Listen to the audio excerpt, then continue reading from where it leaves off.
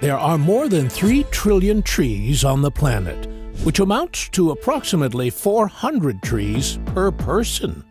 Just think of this number. According to various estimates, at least 20% of the oxygen in Earth's atmosphere is produced by terrestrial plants, including trees, while the remaining 80% is produced by oceanic phytoplankton and algae. Trees are everywhere, and among the multitude of tree species, there are some that can poison you in the most insidious ways, even if you don't touch them. Nonetheless, people have been using poisonous trees for their purposes since ancient times. In this video, you will learn what is the most dangerous tree in the world, which toxic tree makes it dangerous even to breathe nearby, and what uses have people found for these deadly plants. Let's take a look at them. Just be careful. These trees can kill. To watch more interesting episodes, don't forget to hit the like button and subscribe to our channel. All right, what comes to mind when you think of poisonous and dangerous trees? Perhaps you believe they only exist in wild tropical forests, where only extreme adventure seekers go. In reality, various dangerous poisonous trees grow on all continents except Antarctica, and they are far from growing only in the wild. Moreover, a dangerous tree might be right next to you, even if you live in an urban area with only decorative gardens. For example, this beautiful tree with bell-shaped flowers is widespread around the globe as a decorative tree. Who would have thought that in the past it was used for gruesome ritual murders? Well, you might argue that you are safe as long as you don't touch an unfamiliar tree or eat its fruit. But that's not entirely true. Some seemingly harmless trees can pose a serious threat to health, even if you simply stand near them. For instance, look at this charming little tree with bright berries. When damaged, it releases fumes that can poison you if you just inhale them. By the way, dangerous trees can affect you even if you are not that close to them. How about a tree that sometimes explodes? Do you think this is something out of a science fiction movie? Nope. We're still talking about our planet, and such a tree really grows in the tropical regions of North and South America. This formidable creation of Mother Nature is known as Hura crepitans, the sandbox tree. It is also commonly referred to as the dynamite tree and the monkey no-climb tree. It has a very intriguing reproductive strategy, which we'll discuss in a moment. The tree grows in tropical regions of North and South America, including the Amazon rainforest. It can also be found in certain parts of Tanzania.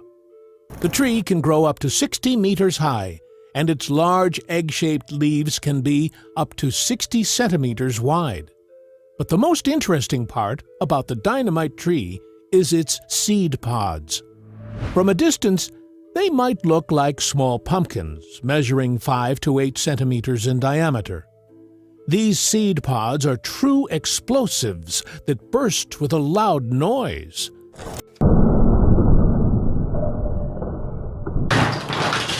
On average, the seeds scatter up to 30 meters at a speed of 250 kilometers per hour. The force of this mini explosion is enough to injure people or livestock. Moreover, the seeds are poisonous. They contain quercetin, a toxic protein that can affect the digestive system. Symptoms of poisoning include headaches, diarrhea, and vomiting, and in severe cases, even bleeding. The trunk of the tree is also covered in sharp spikes and exudes a toxic sap. So, what are the uses of such a dangerous tree?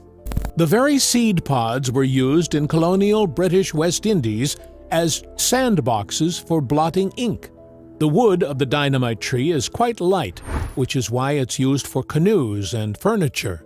Additionally, it is rumored that fishermen use the caustic sap to stupefy fish, making it easier to catch it. The sap was also used for a highly sought-after purpose by local hunters. They smeared it on the tips of their arrows. Moreover, the indigenous peoples of America once used this tree to create remedies for skin diseases, rheumatism, and worms.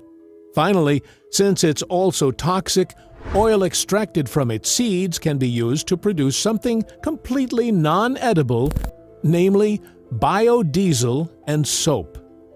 This tree has so many applications that it misleads people into a false sense of security. But don't be fooled, it remains poisonous and dangerous. This was demonstrated by an incident in 2023 when 14 middle school students in Lam Dong Province, Vietnam, were hospitalized after eating dynamite tree seeds that had fallen onto the school grounds. This raises a legitimate question. What are these trees doing near public spaces? The fact is that dynamite trees are often planted in many schools in central Vietnam.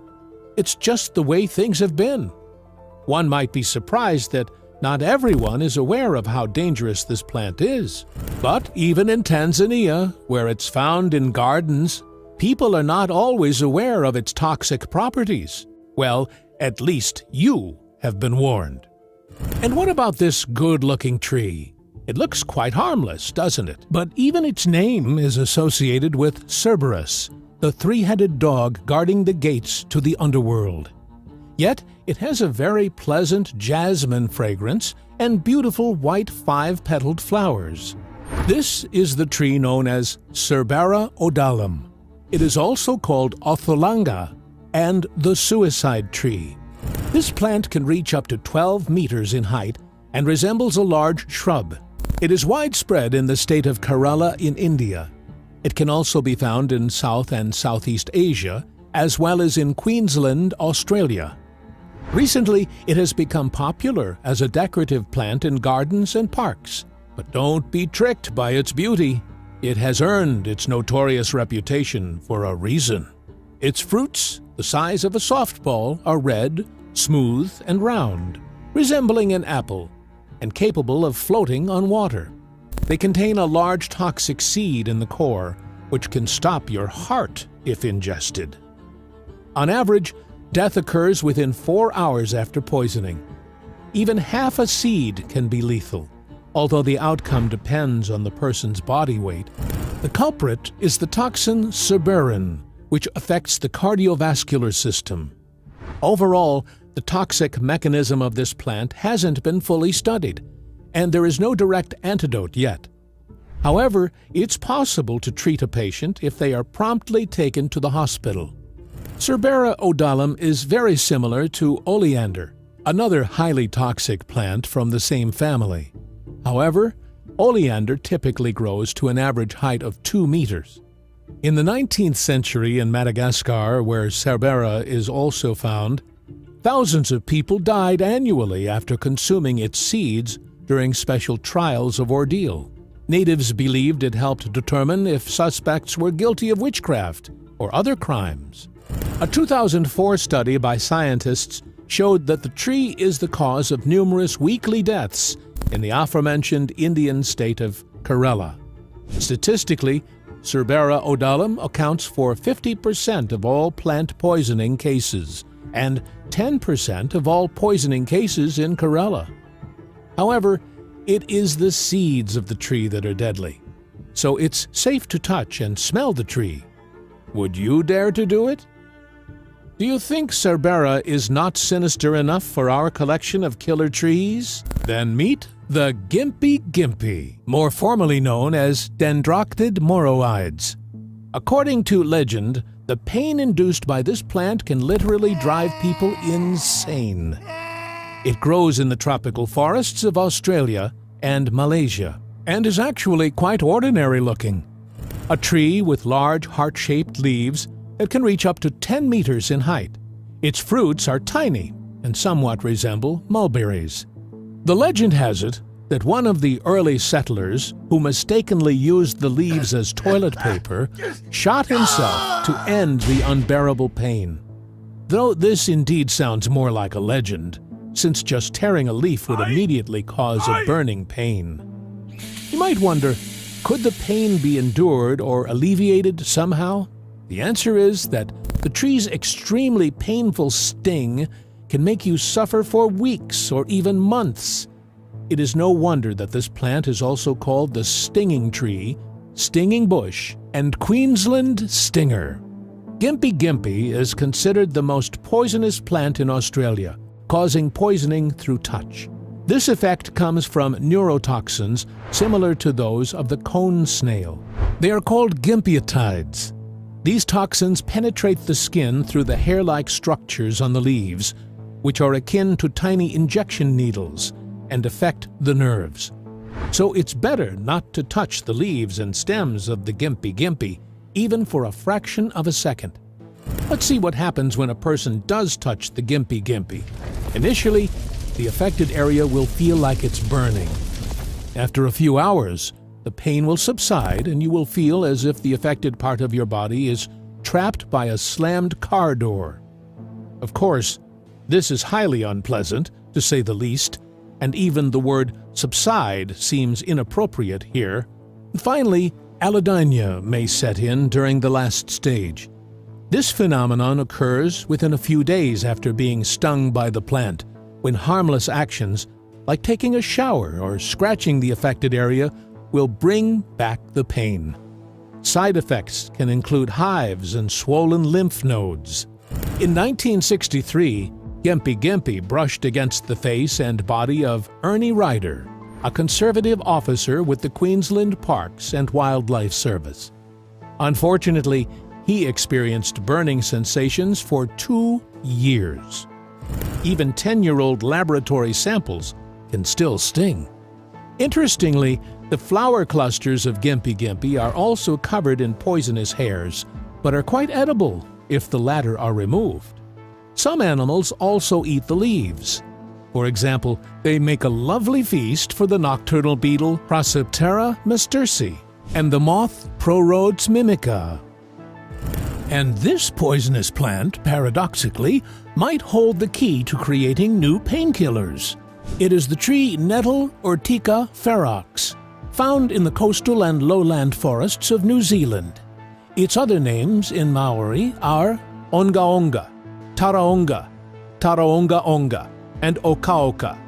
The Australian stinging tree Gympie gympie and the New Zealand nettle both belong to the nettle family, but they diverged millions of years ago and developed differently. Onga-onga is a woody shrub that can grow up to 3 meters tall. Its pale green leaves are very thin, and along with the stems are covered in stiff, stinging hairs that can be up to 6 millimeters long. The pain from their sting can last several days. Nevertheless, as with Gympie gympie, the fauna doesn't avoid onga-onga. It is the primary food source for the larvae of the New Zealand red admiral butterfly.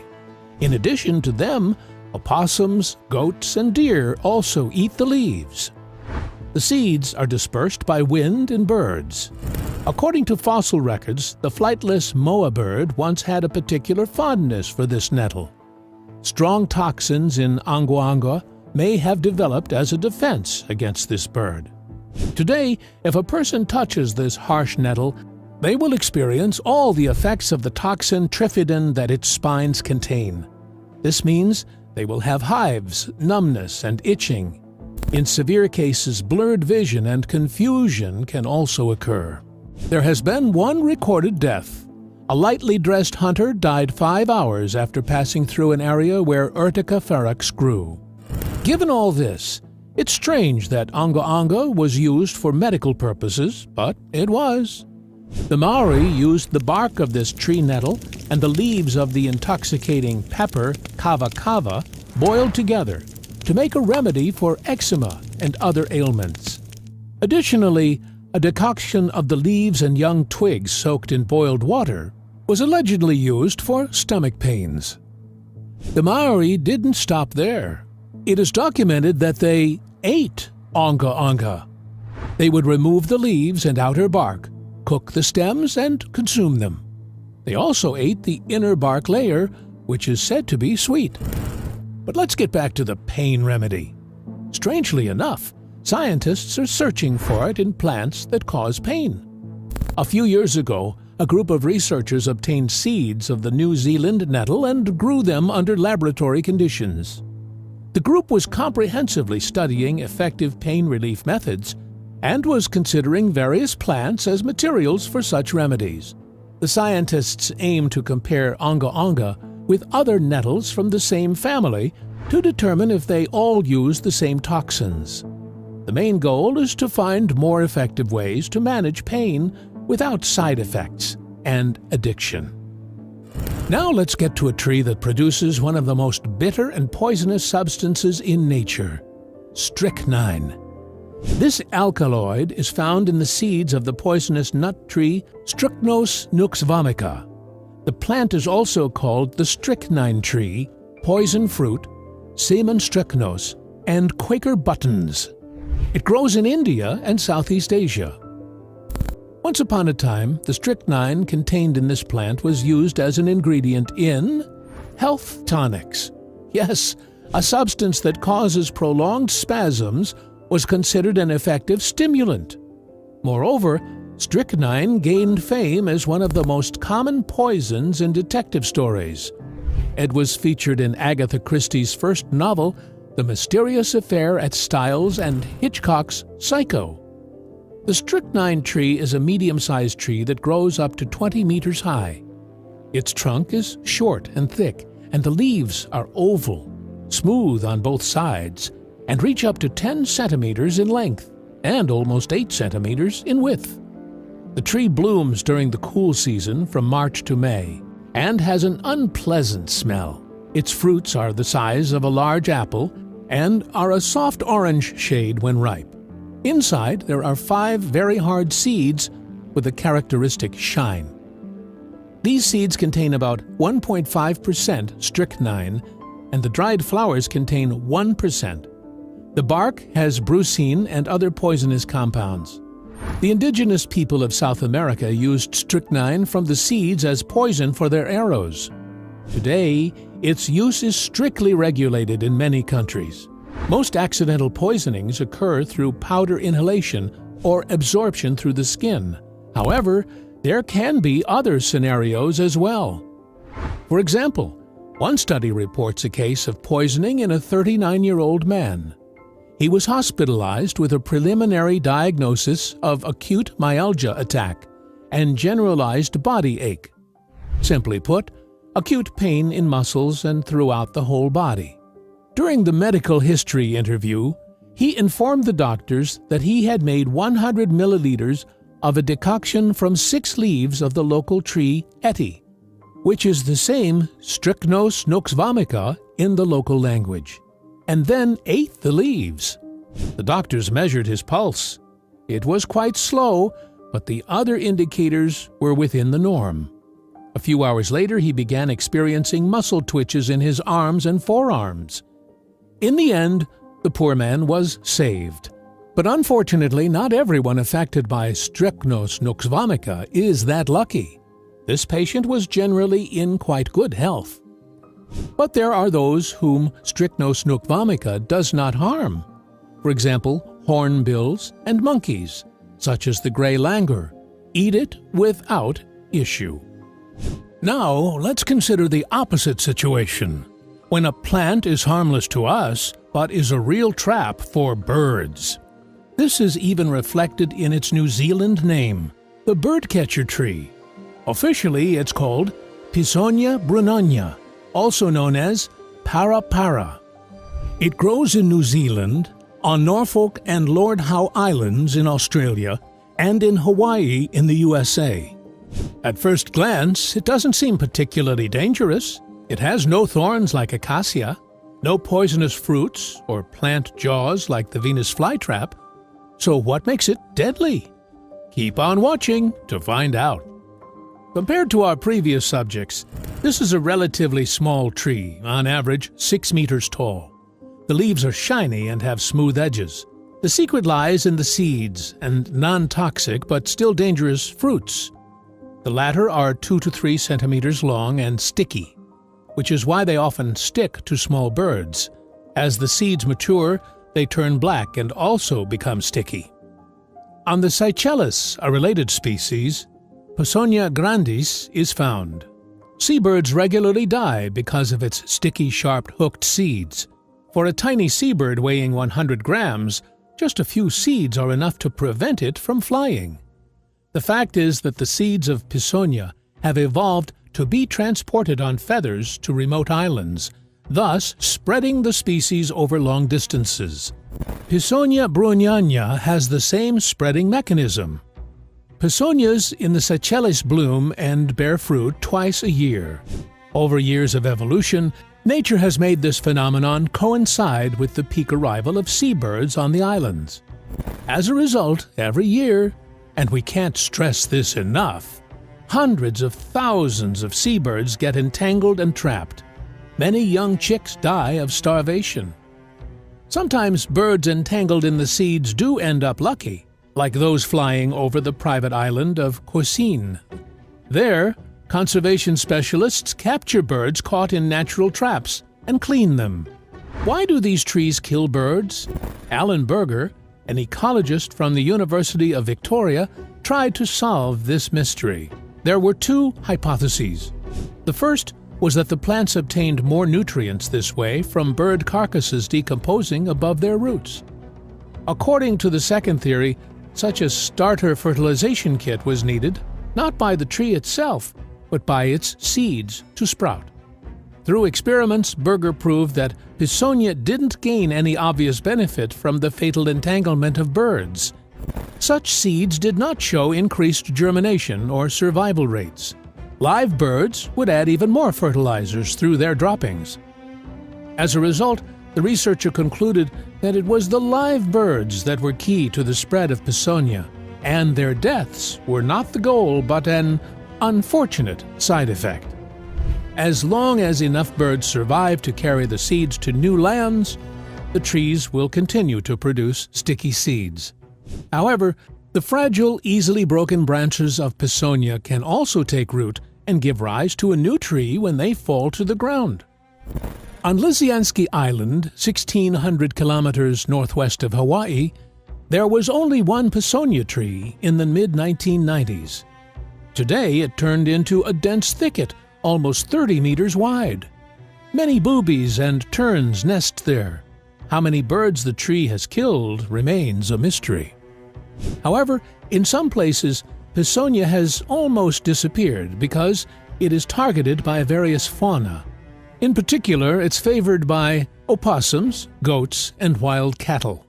Because of its bright flowers, those who live in New Zealand, especially in its northern part, buy it as a decorative plant.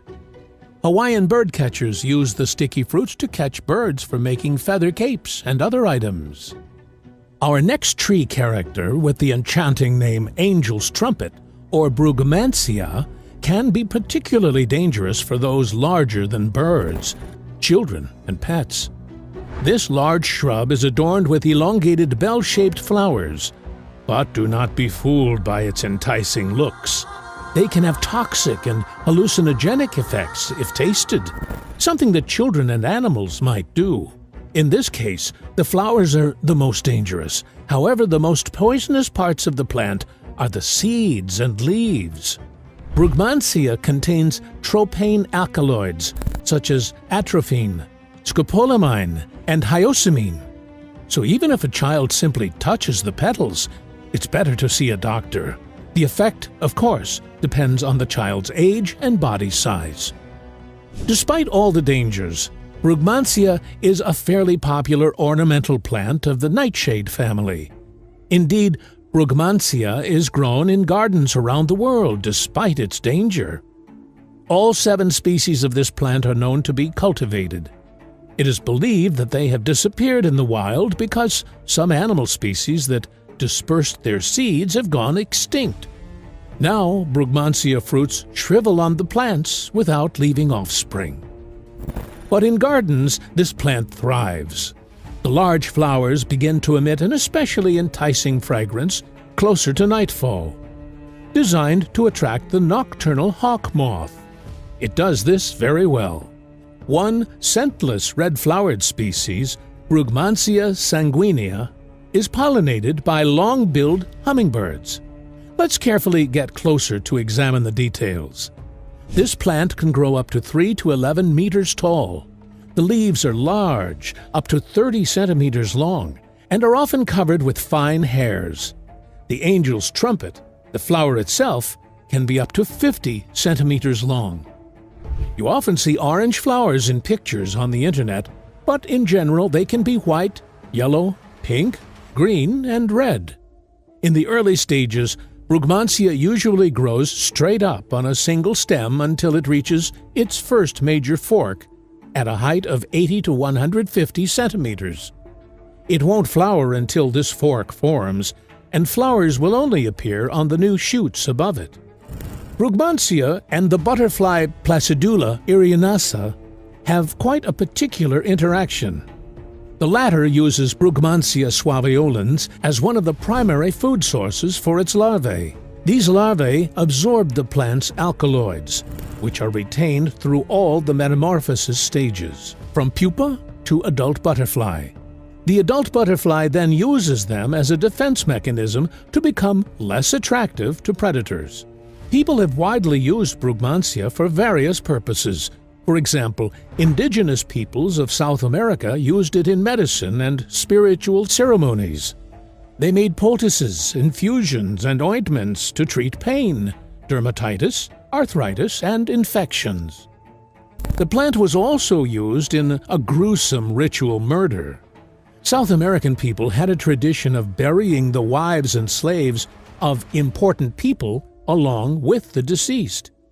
To do this, they were given a poisonous, deadly concoction, Brugmansia mixed with corn beer and tobacco leaves.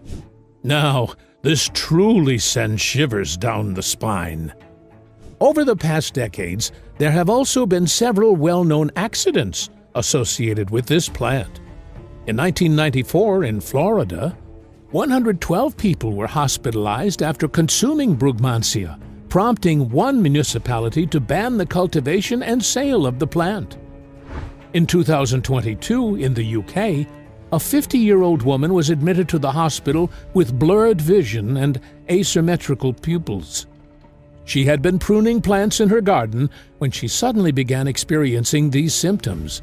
It turned out the victim had Brugmansia, and she had rubbed her eye after touching the plant's leaves and flowers. Now let's move on to a rather unusual tree. Its cones are larger than a bowling ball. Meet the bunya bunya, that can grow up to 50 meters high. Its scientific name is Araucaria bidwilli. It has also been dubbed the Widowmaker. Why did it earn this sinister nickname?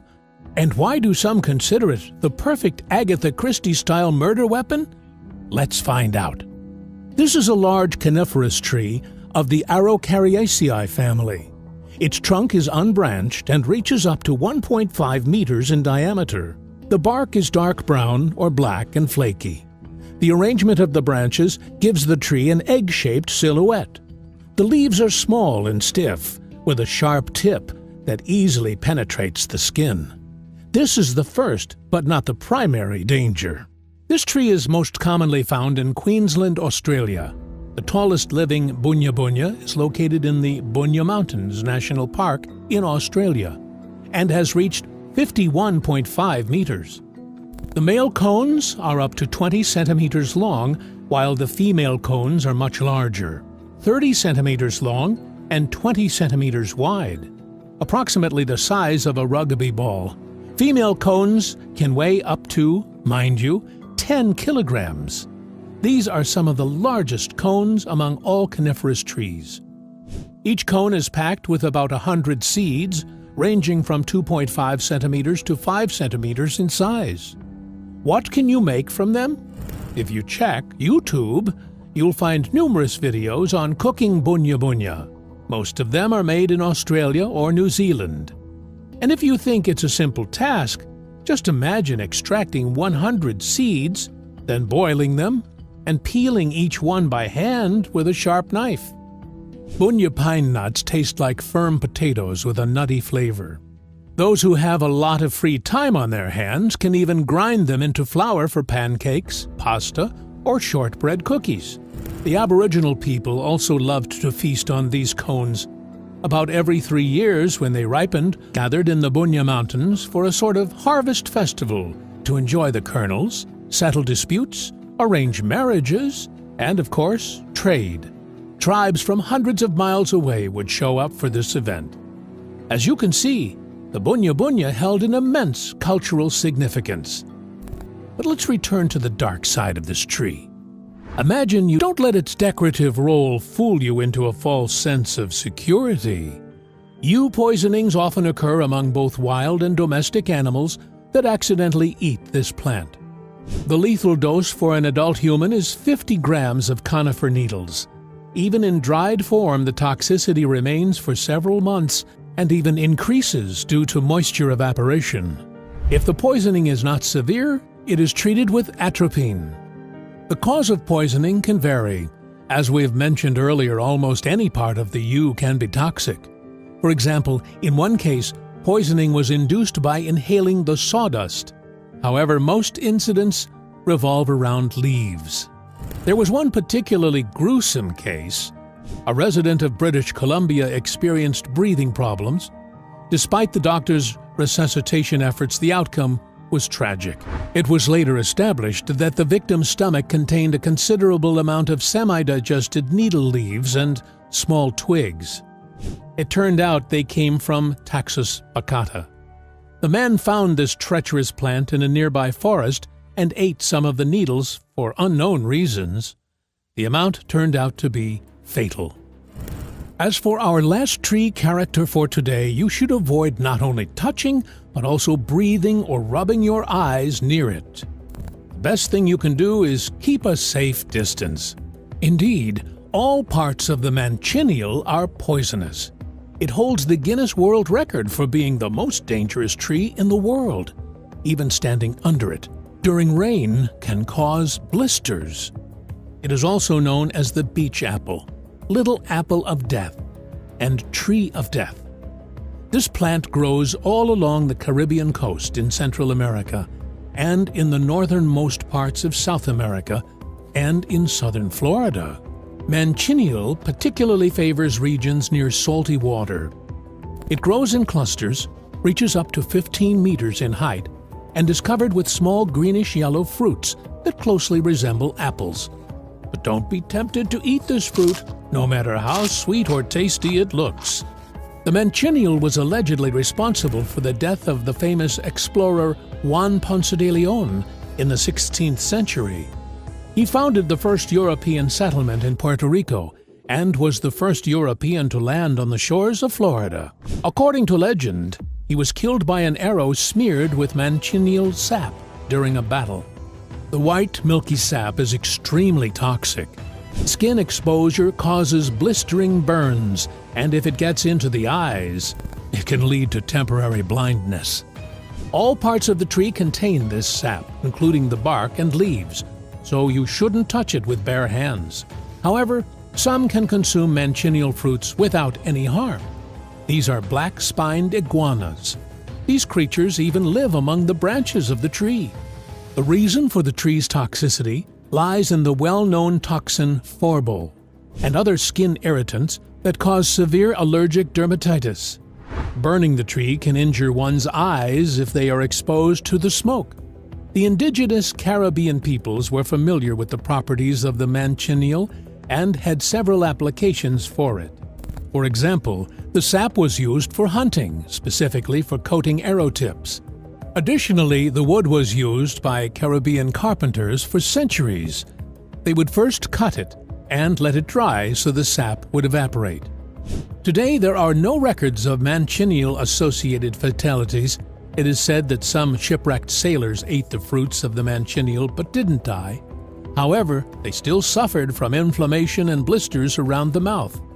Other people have experienced serious gastrointestinal problems. This is what happened to radiologist Nicola Strickland and her friend, who accidentally tasted a manchineel fruit on one of the Caribbean islands. The fruit was pleasantly sweet at first, but within moments, They felt a spicy taste in their mouths, which gradually turned into a burning sensation and throat tightness. The symptoms worsened over a couple of hours, making it impossible for them to swallow solid food due to excruciating pain and globulous sensation, otherwise known as a lump in the throat. Eventually, the symptoms began to subside within 8 hours, but their cervical lymph nodes became very sensitive. The story of the poisonous food experience alarmed local residents, who were well aware of the fruit's sinister reputation. However, there's no need to worry about accidentally encountering a manchineel tree. It's very hard to come across, and it's endangered by the U.S.